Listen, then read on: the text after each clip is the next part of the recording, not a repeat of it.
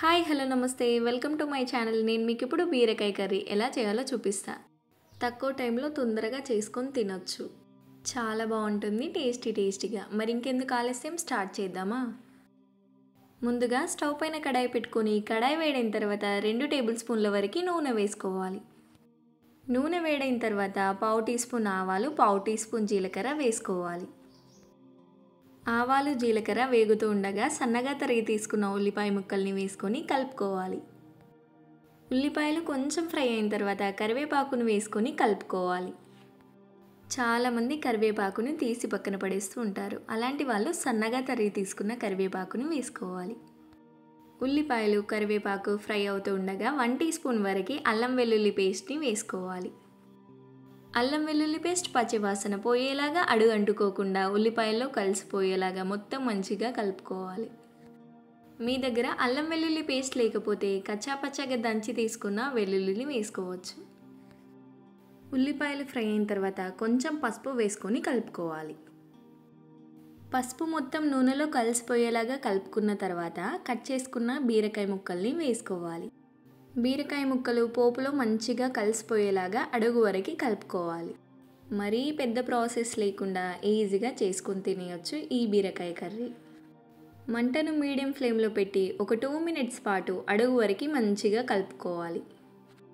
బీరకాయలో ఫైబర్ చాలా ఉంటుంది. వెయిట్ లాస్ అవ్వాలని అనుకునే వాళ్ళకి ఒక మంచి ఆప్షన్ బీరకాయ కర్రీ. ఇప్పుడు రుచికి సరిపడా ఉప్పు వేసుకొని మొత్తం మంచిగా కలుపుకోవాలి. కొంతమంది బీరకాయ అనగానే అస్సలు తినరు, కానీ మన ఆరోగ్యానికి మేలు చేసే ఎన్నో పోషకాలు కలిగి ఉన్నది ఈ బీరకాయ.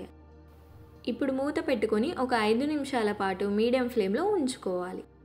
5 నిమిషాల తర్వాత మూత తీసి చూస్తే బీరకాయలు చూసారా చక్కగా ఉడికిపోయాయి. ఒకసారి మొత్తం మంచిగా అడుగు వరకు కలుపుకున్న తర్వాత 1 టేబుల్ స్పూన్ వరకు కారపొడి వేసుకోవాలి. కారం వేసుకునేటప్పుడు చూసుకొని వేసుకోండి. మీరు మీ కారపొడి టేస్ట్ని బట్టి మీ టేస్ట్కి తగినంత వేసుకోండి. ఒక 2 నిమిషాల పాటు కారపొడి మొత్తం బీరకాయ ముక్కల్లో మంచిగా కలిసిపోయేలాగా అడుగు వరకు కలుపుకోవాలి.